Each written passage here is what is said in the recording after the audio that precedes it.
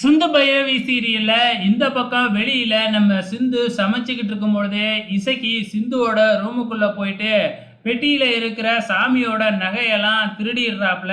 திருடிக்கிட்டு வெளியில வந்த உடனே மகா கிட்ட சொல்லிடுறாப்புல, இந்த மாதிரி நகையெல்லாம் எடுத்துட்டேன் அப்படின்னு சொல்லிட்டு நேரா வெளியூர்ல போயிட்டு நகை செய்யற ஆசாரி கிட்ட இதே மாதிரி டூப்ளிகேட்ல, அதாவது கவரிங்ல செஞ்சு வாங்கிக்கிட்டு வந்து அதே பெட்டியில வச்சிரு தெரியாம அப்படிங்கிற மாதிரி சொல்லிடுறாங்க.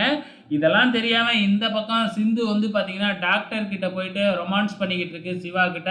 பாத்தியா, சாமியே வந்து என்னைய சுமங்கலி பூஜையில கலந்துக்க வச்சுட்டாரு அப்படி இப்படின்னு சிவா கிட்ட பேசிக்கிட்டு ரொமான்ஸ் பண்ணிக்கிட்டு இருக்கு.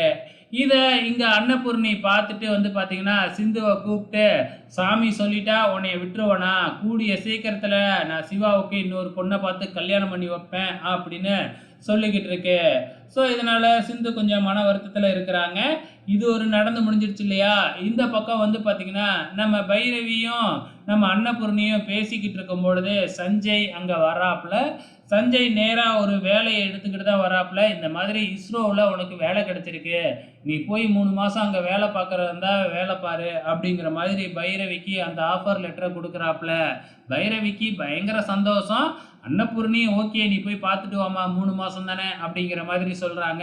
ஆனால் ஆறுமுகம் இருந்துக்கிட்டு எப்படி பைரவியை தனியாக அனுப்புறது அப்படிங்கிற மாதிரி சொல்லிக்கிட்டு இருக்க, வேணும்னா நீயும் பைரவியோட போ அப்படின்னு அன்னபூர்ணி சொல்லிடுறாங்க. ஆறுமுகத்துக்கு பயங்கர சந்தோஷம். ஸோ அப்கமிங்கில் என்ன நடக்க போகுதுன்னு தான் தெரியல.